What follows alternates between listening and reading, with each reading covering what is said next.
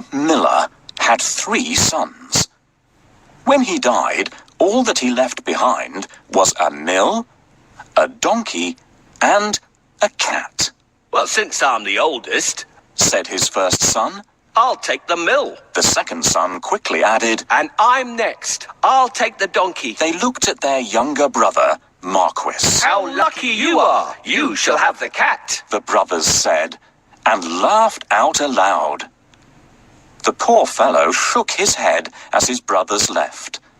It was not fair at all. My brothers can make a fine living with a mill and a donkey, but what about me? I'm stuck with Puss, said Marquis, wringing his hands in despair. Puss had been listening.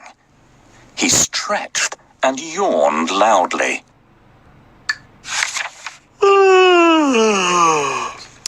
Now, you won't have to worry when I'm around.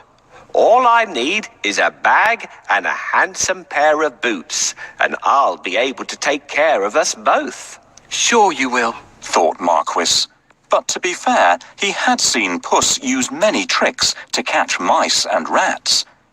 If nothing else, they wouldn't go hungry. Our father left us some property in his will. I can't help thinking that it's been divided unfairly. Do you remember what I got? My father has left me this cat. What am I supposed to do with it? You don't have to do anything with me. A talking cat? Did I really hear you speak? Or am I dreaming? My dear master, please don't think that I'm useless. Just wait and see what I do, and you'll be happy that I belong to you. How can I be happy when I've only got a cat and nothing else? You will understand soon. But first, can you get me a pair of boots and a sack? Did you forget that I don't have any money? See if you can find a sack here. We'll get the cobbler to make you a pair of boots. Thank you. That's exactly what I need.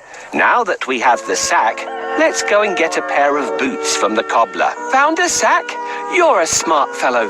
Come, we'll go and see the cobbler. I'll pay him for the boots later. Yes, this is the cobbler's workshop. I can get my boots here. This is the last pair of boots I have. Let it bring you luck. Thank you. These boots suit me perfectly.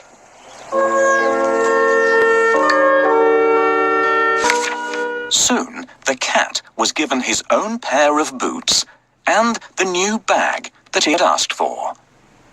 The boots fitted him perfectly, and he looked very smart. Puss packed a juicy cabbage and some bran in the bag and slung it around his neck. He polished his whiskers and set out. Puss headed straight to a spot where there were plenty of rabbits.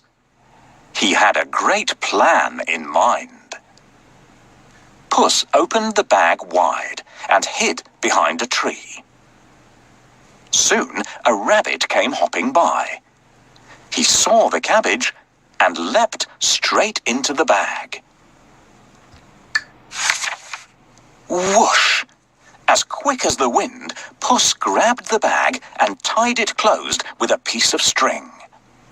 With the rabbit in his bag, Puss walked straight over to the king's palace. He bowed low and presented him with the rabbit. Your Majesty, said Puss in Boots in a royal voice. This humble gift comes from my master, Lord Marquis of Carabas. This was a fancy name that Puss had chosen for his master. What a thoughtful gift, said the king, who loved roasted rabbit. The next time, Puss managed to catch a brace of partridges and took them once again to the king. This is wonderful. Tell your master I'm very pleased, said the king, who loved partridge stew even more. This went on for 2 months. Puss was becoming an expert at catching game, and the king was getting plumper. First, I need a bait for the rabbit. What do you think rabbits love to eat? Nope, I don't think the rabbits eat fish. I'll keep it for my lunch. This is exactly what we need. No rabbit can resist the smell of a fresh cabbage. Get ready. When the rabbit comes closer, catch it.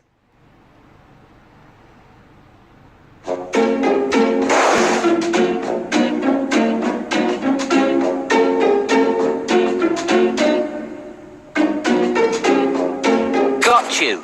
Thanks for your help. I will take this rabbit to the castle and offer it to the king. Puss knew a lot of things. He was such a clever cat. For instance, he knew just when and where the king would be out riding in his carriage with his daughter. I think that the Marquis and I should go out for a walk today, thought Puss one sunny Saturday. Puss took Marquis down to the riverside and spoke to his master. Today could be your lucky day. If things go to plan, you'll make a fortune, said Puss. Clip, clop, cling, clang. Puss heard the sound of a carriage approaching. They both looked into the distance. It was the king's carriage. What should I do? Marquis asked, ready to obey. He had grown happier with the food Puss brought in every day. Go and bathe in the river. I'll take care of everything else, said Puss. Is that all? Cried Marquis. He pulled off his clothes and jumped into the river at once. Splash! Quickly, Puss hid his master's clothes behind a rock.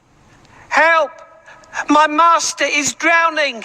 Somebody save him! Puss wailed. He was trembling from head to foot. The king recognized Puss at once. He remembered all the lovely meals he had enjoyed thanks to the cat. The king jumped out of his carriage. Go and save him, quickly, the king said to his servants. Puss said to the king, Your Majesty, some nasty thieves have stolen my master's clothes. Is that so? Don't worry.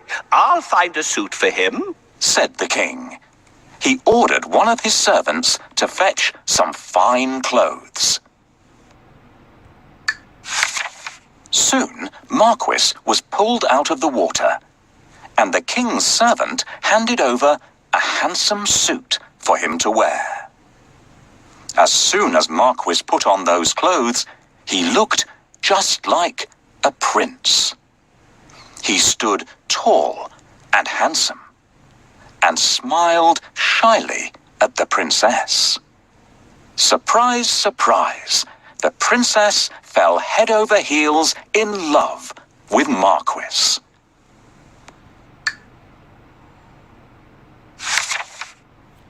Master, I have a great idea.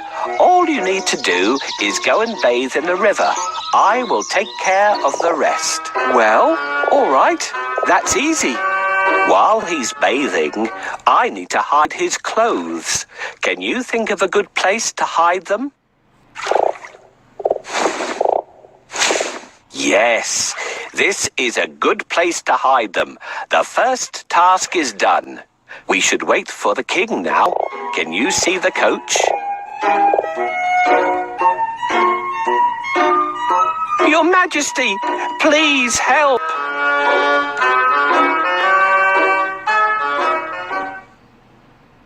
Hurry up.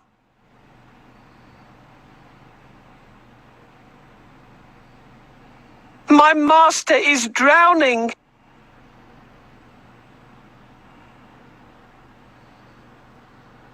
Your Majesty, please help.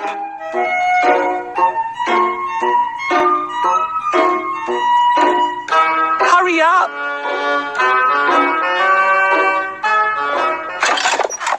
A coachman. woman, stop here. Somebody is calling for help. Help! Someone, help me, Your Majesty. I'm Puss in Boots. Do you remember me? My master decided to bathe. He went into a deep place, but unfortunately, he can't swim out of it. Ah, I remember you. It's you who brought me the presents, right? Wait, we'll save your master. Oh, thank you. Please save the Marquis of Carabas. I must pull him out quickly, but I need a stick. Where will I find one? This is exactly what I want. Thank you for your help.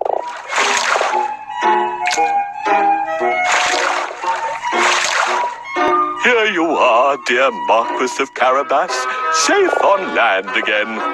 Your Majesty, while my master was swimming, his wonderful suit has been stolen. Now he has no clothes to wear. I'll order one of the best suits to be sent from the royal cloakroom for your master. Thank you for your help. How can I pay you back? We would be delighted if you could join us on our journey. What do you say? Oh, of course. My master would be pleased to accompany you. Yes, I'd love to take up your offer and get better acquainted with you and your daughter. Then take a seat and let's go. I'm pleased to meet you, dear Marquis of Carabas.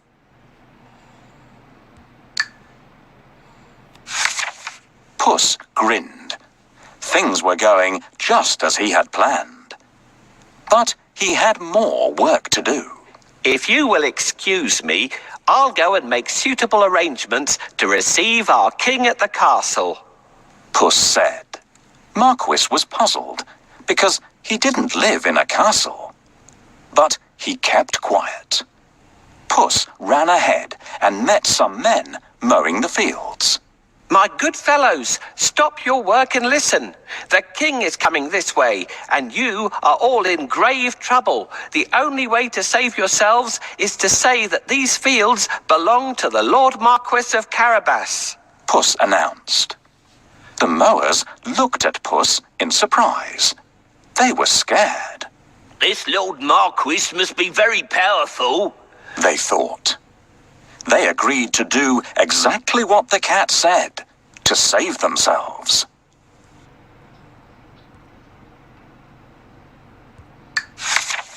Puss went ahead and saw some men and women reaping grain in a field. My good fellows, you can reap later, but listen to me now. The king is coming this way, and he'll make mincemeat of you unless you say that these fields belong to the Lord Marquis of Carabas. Puss announced. The reapers were very puzzled, but they definitely did not want to become mincemeat. They promised to tell the king that the fields belonged to nobody but Lord Marquis of Carabas. Puss went ahead and warned everybody to tell the king that the land belonged to Lord Marquis. The people thought that it wouldn't be right to mess with Lord Marquis. They decided to do exactly what the cat asked. But Puss had still more work to do.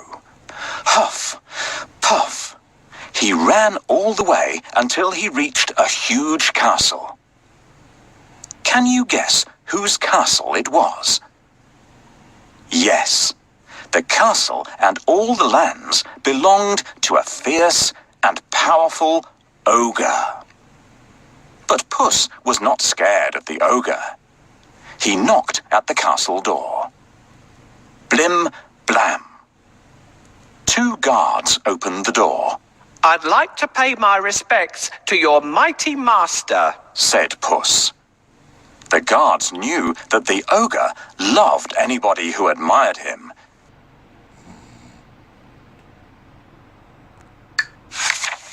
So they let Puss in at once.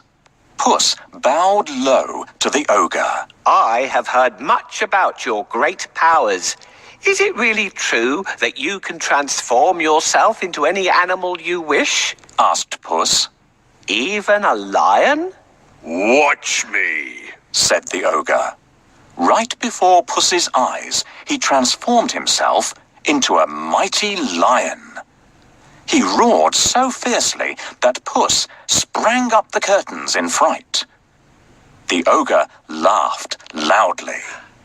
That's amazing, said Puss. but I bet you can't turn yourself into a small creature. That's the most difficult thing in the world. I can, said the ogre. No, it would be impossible for a mighty ogre to turn into something like, for instance, a mouse? Said Puss. Oh, really? Asked the ogre, snapping his fingers.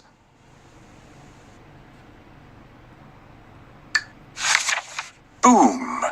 The ogre became a tiny mouse and scurried across the room. Quick as lightning, Puss pounced on the mouse and ate it in one gulp.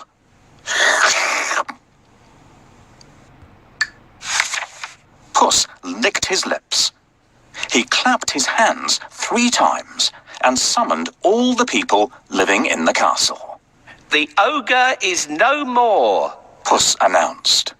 Will you accept Lord Marquis of Carabas as your master?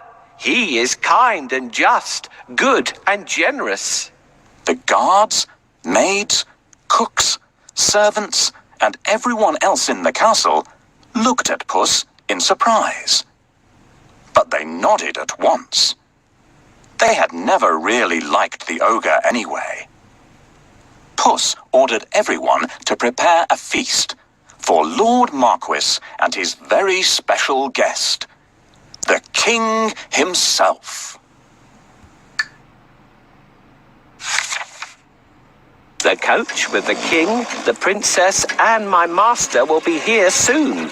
I have to wake up the ogre right away.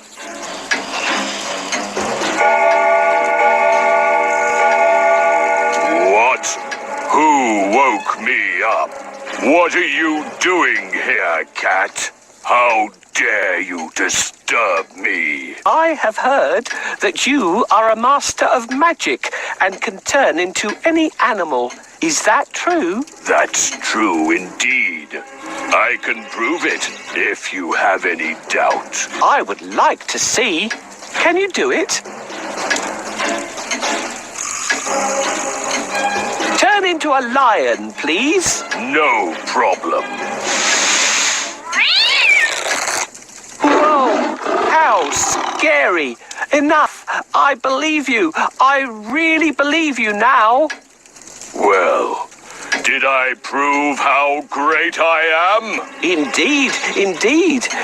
But if I ask you to turn into a tiny mouse, I bet you'll not be able to do it. That's so easy. Watch me. Help me catch this mouse before it turns into an ogre again.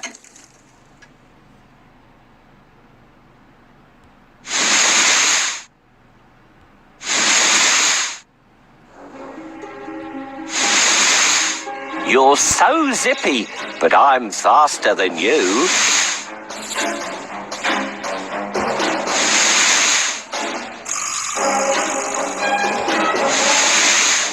You can't hide from me. Here I come.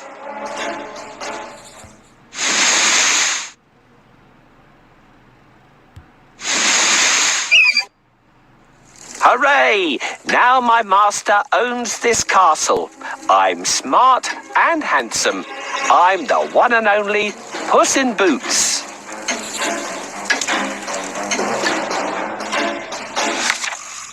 Meanwhile, the king travelled through the countryside, speaking to the people. He was very surprised to learn that almost all the land around him belonged to the young man by his side. When the king's coach finally reached the castle, Puss ran out to welcome them. Welcome to our humble abode, Puss said to the king. The king gulped. The castle was bigger and even more stunning than his own. Puss led them straight to the huge dining hall. The table groaned with the weight of roast chicken, rabbit stew, mince pies, smoked duck, and hundreds of other dishes. The king was in seventh heaven. After eating the great feast and sipping the finest wine he had ever tasted, the king said, My dear Lord Marquis, I'd be delighted if you would marry my only daughter. Marquis smiled at the princess. I will if the princess wishes to live with me, said Marquis shyly. The princess was so happy that she wanted to dance all around the castle. She blushed in delight and nodded. They married and lived happily ever after. And so did Puss, because loyal Marquis made him a lord of the castle. Puss enjoyed great feasts every day and did not go after rats or mice any more, except now and then, when he wanted some fun.